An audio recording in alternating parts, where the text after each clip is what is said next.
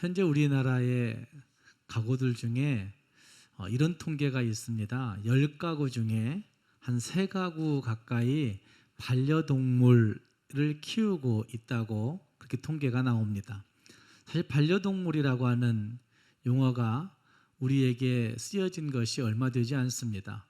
애완동물 이랬는데 조금 지나서 사람들이 이 동물과 내 인생에 같이 간다 이런 의미 때문에 반려동물이라고 그렇게 이야기하게 되었고, 이것은 동물의 인권을 존중해주는 가치에서 반려동물 이렇게 하게 되었다고 이야기합니다. 선진국으로 갈수록 반려동물을 키우는 퍼센트가 높아지고 있습니다. 실제로 미국은 68% 정도가 반려동물을 키운다고 합니다.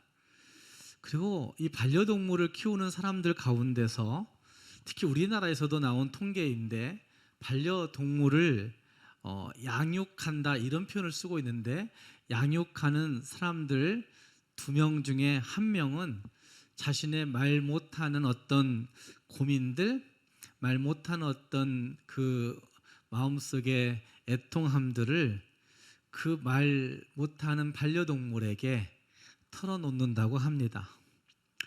반려동물은 그들에게 그냥 반려동물이 아니라 사실은 가족이라고까지 표현하고 있는 것들을 요즘은 우리가 볼 수가 있습니다.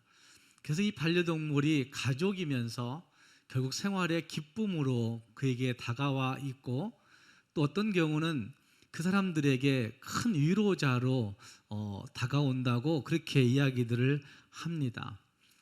특히 코로나 바이러스로 인해서 사람들이 굉장히 큰 어려움들을 겪고 있는데, 이 집콕하는 이 코로나 위기 가운데서 반려동물이 그들에게 큰 기쁨이요 위로가 된다고 이야기하는 사람들이 많이 증가하고 있는 추세라고 합니다.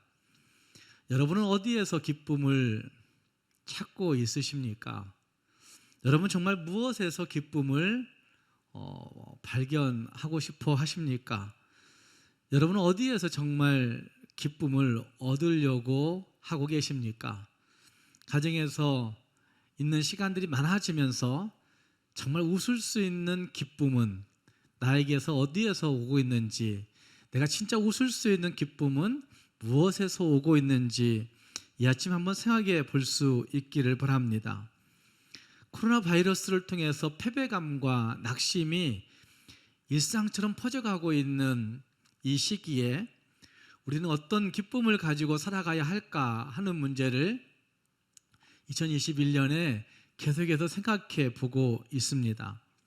그 기쁨만 있으면 이길 수 있을 텐데, 그 기쁨만 있으면 어쩌면 능력을 가지고 살 수 있을 텐데, 그 기쁨만 있으면 우리가 하나님을 찬송할 수 있게 될 텐데, 우리에게 그 기쁨이 어디에서 얻어지고 있는지, 어디에서 오는지 한번 생각해 볼 필요가 있다는 말입니다. 오늘의 말씀을 같이 생각해 보시면서 내가 무엇과 함께 가고 있는지, 나는 어떤 기쁨을 소유하고 있는지, 어디에서 기쁨을 얻고자 하는지 다시 한번 돌아보시면서 정말 주님의 기쁨 속으로 들어갈 수 있는 저와 여러분이 될 수 있기를 주님의 이름으로 부탁드립니다. 먼저 주님의 기쁨 속으로 들어가기 위해서는 말씀을 깨달을 수 있어야 합니다. 아니, 하나님의 말씀을 깨달을 때 진짜 주님의 기쁨 속에 들어갈 수 있다는 말입니다. 반대로 깨닫지 못하면 우리에게는 근심이요, 고통이요, 고민이 올 수밖에 없다고 한 사실을 오늘 읽었던 말씀은 우리에게 잘 증거해 주고 있습니다. 함께 읽은 본문은 예수님의 마지막 설교에 해당되는 부분입니다. 특히 마지막 설교 중에서도 최고의 마지막 부분에 해당되는 부분이 요한복음 14장부터의 예수님의 설교라고 할 수가 있습니다. 그 마지막 설교의 핵심은 제자들이 가지고 있는 근심이라고 하는 것에 달려있다고 한 사실을 볼 수가 있습니다.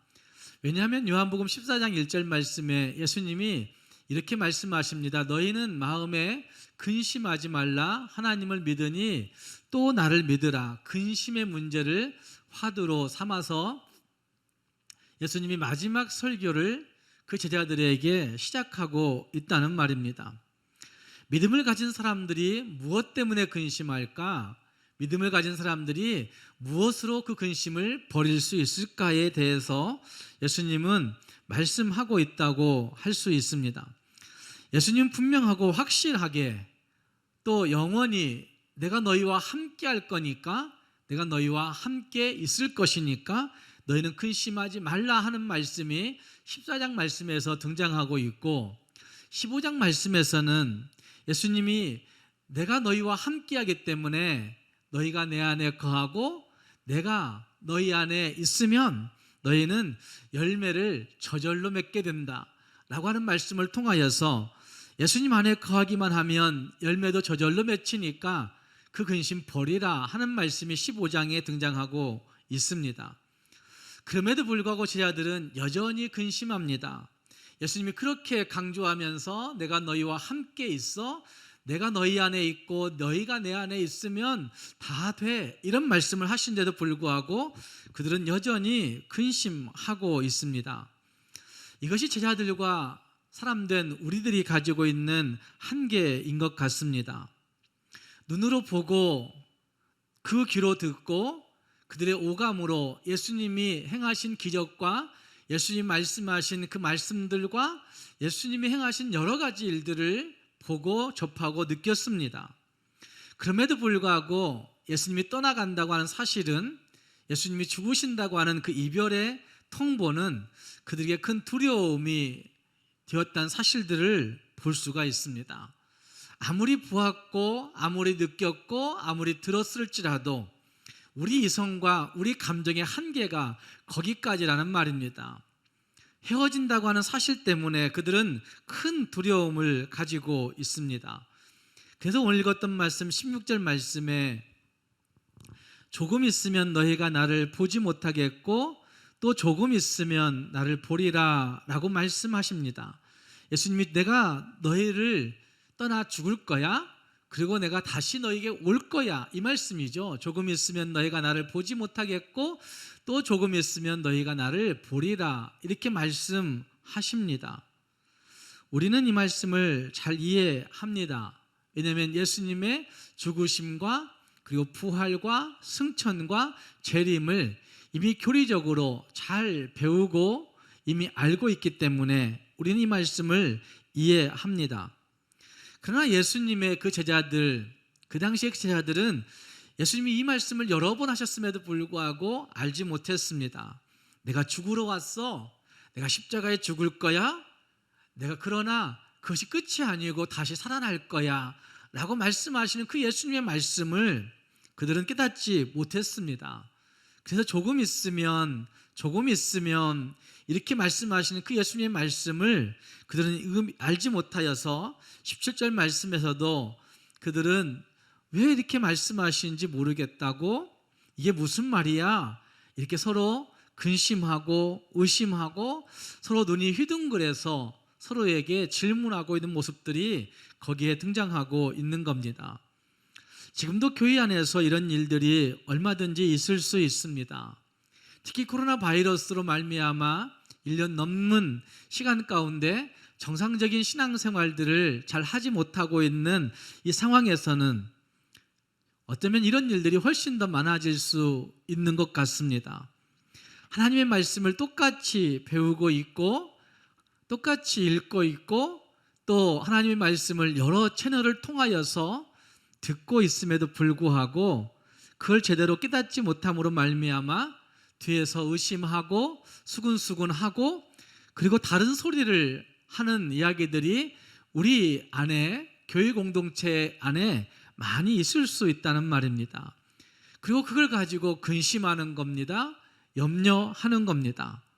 성령의 은혜로 믿지 아니하면 골통할 수밖에 없다고 하는 사실이 예수님 당시에나 지금에나 동일하다고 말할 수가 있습니다.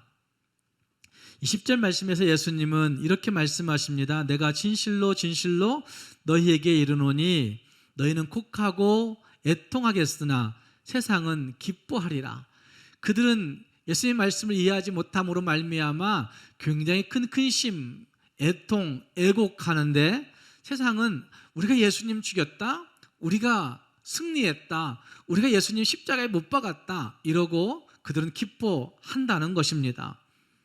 또 예수님은 알지 못할 말씀을 또 하십니다. 너희는 근심하겠으나 너희 근심이 도리어 기쁨 되는 날이 올 거야. 이렇게 얘기해요. 세상이 지금은 너무나 기뻐하지만 그러나 너희가 근심하는 그 근심이 도리어 기쁨 되는 날도 분명히 온다. 이렇게 말씀하고 있습니다.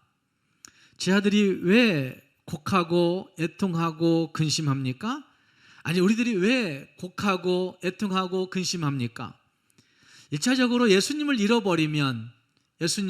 잃어버리면 근심할 수밖에 없다고 하는 사실이 그들에게 증거되어지고 있는 거죠. 예수님이 그들 곁에 없다고 하는 그 사실 때문에 그들은 곡하고 근심하는 겁니다. 너희 근심이 도리어 기쁨이 되리라, 이 말씀도 잘 깨닫지 못했을 것입니다. 예수님의 죽으심과 부활에 관한 말씀을 깨닫지 못하는 사람들 가운데 한 부류의 사람들은 근심하고 고통하지만 또 한 부류의 사람들, 종교 지도자들은 우리가 승리했다, 예수님 죽였구나, 예수님 우리가 끝냈다, 이래서 그들은 가짜 기쁨에 취한 모습이 거기에 있다는 말입니다. 조금 있으면 이렇게 고민하고 있는 많은 사람들의 고민들, 오늘 우리의 고민들 아닙니까? 말씀이 제대로 이해되지 못함으로 말미암아, 말씀이 제대로 와닿아지지 않음으로 말미암아 오는 당황스러움과 수군거림들, 의심과 회의감들, 어쩌면 좌절과 낙심들, 이것이 코로나 바이러스 때에 우리에게 주어지고 있는 고통이 아닐까, 이런 생각들을 해보고 있습니다. 예수님의 말씀을 깨닫지 못하여 오는 고통이 있다는 말입니다. 예수님의 말씀을 바르게 알지 못함으로 오는 의심과 회의가 거기에 있다는 말입니다. 신앙생활을 하면서 우리가 자주 겪게 되는 어려움들이 바로 여기에 있는 것입니다. 주님이 말씀하신 그 독특한 기쁨을 우리는 잘 알지 못할 때가 많이 있다는 말입니다. 왜일까요? 그것은 말씀을 우리 속에 두지 않기 때문에, 말씀을 우리 속에 가두지 않기 때문에, 말씀을 우리 속에서 다시 되새김하지 않기 때문에, 어쩌면 주님이 주신 그 독특한 기쁨을 자주 잊어버리고 자주 상실한 채 살아갈 때가 많이 있다는 말입니다. 제가 대학교를 떨어지고 재수했던 적이 있었어요. 대학을 떨어지고 재수하는데 공부는 더 열심히 하지 않고 그리고 합창을 했던 적이 있었습니다. 그런데 합창을 했던 하늘노래 선교단에 합창 연습하러 갔는데 그날 오랜만에 서울대학교 다니는 최관 선배가 내려와서 찬송을 불러주는 거예요. 후배들한테. 저희보다 한 3년 선배 정도 되는 선배가. 근데 그 선배가 그렇게 멋있을 수가 없었어요. 그러면서 그 선배 이런 얘기를 해요. 이 어려운 때에 우리가 이렇게 찬송한다고 모여있는데 우리 마음속에 무엇이 있는가 확신해야 돼. 이러고 나서 본인이 피아노 앞에 앉아가지고 피아노 치면서 이런 찬송을 불러주는 겁니다. 이런 때에 주님을 알며 이런 때에 돛을 달아라 확신하세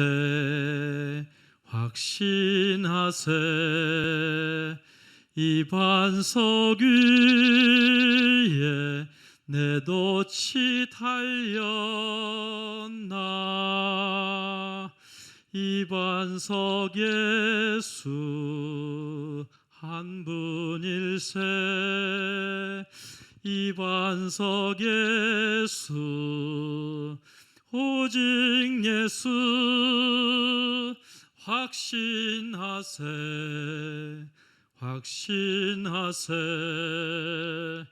이 반석 위에 내 돛이 달렸나. 이런 때에 성경을 보며, 이런 때에 방심을 말고 확신하세, 확신하세. 이 반석 위에 내 돛이 달렸나.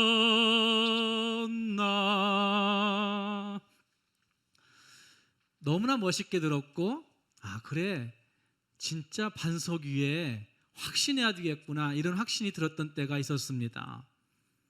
이 한 주간 예배 준비하면서, 말씀을 준비하면서 이런 때에 우리가 뭐 해야 될까, 이런 때 우리가 어떻게 해야 될까, 이런 고민을 하다가 이런 때에 말씀의 반석 위에 우리의 믿음을 세워야 되는 겁니다.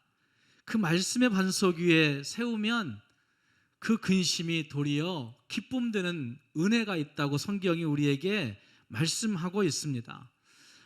말씀의 반석 위에 우리의 믿음을 확신 있게 세우면 우리의 애곡함이 도리어 찬송되는 날이 오는 것이고, 말씀의 반석 위에 우리의 믿음을 확신 있게 세우면 우리의 애통함이 도리어 승리가 되는 날이 온다고 성경이 우리에게 증거해 주고 있는 겁니다. 사랑하는 성도 여러분, 말씀의 깊은 뜻 가운데 우리의 믿음을 세워갈 수 있기를 바랍니다. 어쩌면 이 코로나 위기의 시대이지만 말씀의 깊은 뜻을 내 마음속에 새기는 일에 내 시간과 정성을 쏟아부어서 정말 말씀의 반석 위에 우리의 믿음이 확신 있게 세워지면 우리의 모든 근심이 물러가고 주님의 기쁨 속으로 들어간다고 한 사실을 기억하면서 주님의 기쁨 속으로 들어갈 수 있는 저와 여러분이 될 수 있기를 주님의 이름으로 축복합니다. 두 번째로, 기도할 때 기쁨 충만한 삶을 살 수 있습니다. 함께 읽은 말씀 가운데 보면 주님의 기쁨, 예수님의 기쁨의 이유 두 가지를 우리에게 소개해 주고 있는 것 같습니다. 한 가지는 주님의 부활이 있기 때문에 우리는 기뻐할 수 있다, 이렇게 말하고 있는 것 같습니다. 다시 너희를 보리니 너희 마음이 기쁠 것이요, 22절 말씀이 그렇게 말씀하고 있습니다. 지금은 너희가 근심하나 내가 다시 너희를 보리니 너희 마음이 기쁠 것이요, 그 기쁨 빼앗을 자가 없으리라. 예수님 다시 오신 그 부활 때문에 너희 마음이 기뻐할 거야, 기쁜 말이 있어, 이렇게 말씀하고 있고, 이 기쁨에 대해서 말씀하면서 어쩌면 여인의 해산하는 그 기쁨으로 소개하고 있는 것도 볼 수가 있습니다. 부활의 기쁨을 소유하면 그 누구도 빼앗을 수 없는 기쁨 가운데 들어가게 된다고 이야기하는 것이죠. 실제로 부활하신 예수님을 만났던 누가복음 24장의 그 제자들은, 그 여인들은 정말 기뻐했습니다. 어쩔 줄 몰라 기뻐했고, 그 어쩔 줄 몰라 하는 그 기쁨을 가지고 성에 들어가서 기쁨 가득한 삶을 살아갔던 것들을 우리는 누가복음 통해서 알 수가 있습니다. 또 한 가지 이유가 있습니다. 기쁨의 또 한 가지 이유는 기도였습니다. 기도의 응답이 주는 기쁨. 그래서 읽었던 말씀 가운데 그렇게 말씀하지 않습니까? 24절 말씀에 구하라 그리하면 받으리니 너희 기쁨이 충만하리라. 구하라 그리하면 받으리니 너희 기쁨이 충만하니라. 가정에서 한번 따라서 해보십시오. 구하라 그리하면 받으리니 너희 기쁨이 충만하리라. 이렇게 말씀하고 있습니다. 저는 이 두 가지 기쁨의 원인, 부활하심과 그리고 기도 응답의 기쁨의 원인 두 가지를 떼어놓고 생각할 수 없다고 생각합니다. 왜냐하면 부활하신 주님, 그 주님과 기도 응답이 밀접한 관계가 있기 때문에 그렇습니다.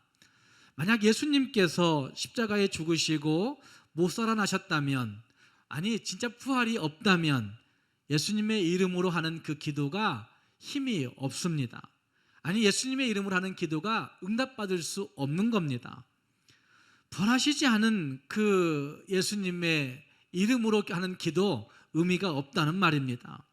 그러나 예수님은 죽음을 이기시고 부활하셨기 때문에 우리를 구원하셨고, 그리고 그 주님께서 너희가 내 이름으로 무엇이든지 구해봐 그러면 다 응답받는다고 말씀하신 그 약속이 있기 때문에 우리는 그 예수님의 이름으로, 부활하신 그 예수님의 이름으로 기도하게 된 것입니다.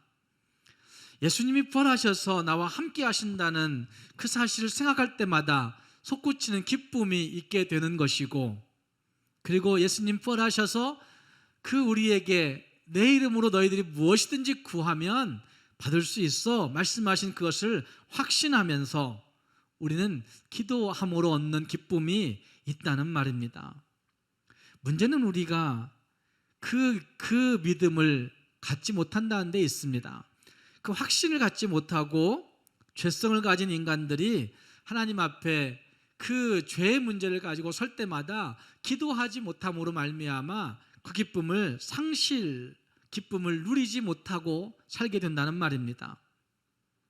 요즘 성도들은 웬만한 것은 죄로 인정을 하지 않습니다. 그저 당연하게 어쩔 수 없는 합리화로 죄의 문제를 덮어버리려고 할 때가 참 많습니다. 그리고 죄를 지어도 회개라는 것을 잘 하지 않습니다. 회개를 해도 그냥 그저 입으로만 할 때가 있습니다. 그리고 입으로 몇 마디 말하고 나서 다 끝나버립니다. 그리고 그런 다음 비슷한 상황이 되면 또 똑같은 일들을 반복하면서 다람쥐 쳇바퀴 돌듯이 돌아가는 겁니다. 문제는 이런 상황이 계속될 때 우리가 기도하지 못하게 된다는 것입니다.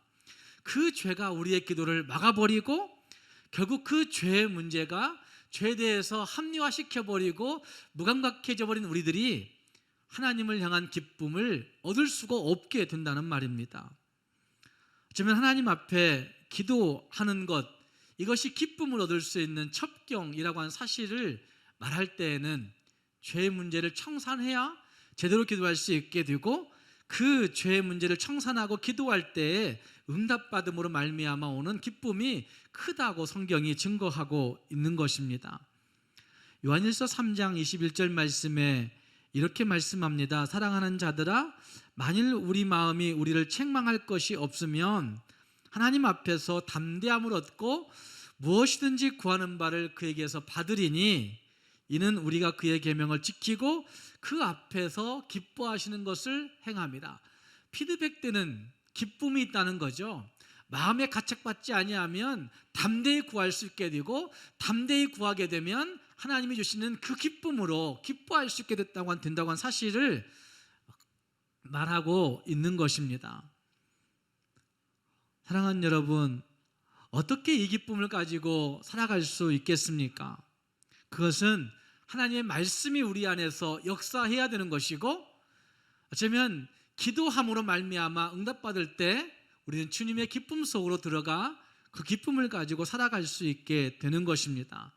세상이 뒤집혀지고 세상이 요동친다 할지라도 그리스도인 된 우리 모두가 주님의 기쁨 속으로 들어가 주님의 기쁨으로 노래하고 찬송할 수 있는 성도들이 될 수 있기를 주님의 이름으로 축복합니다.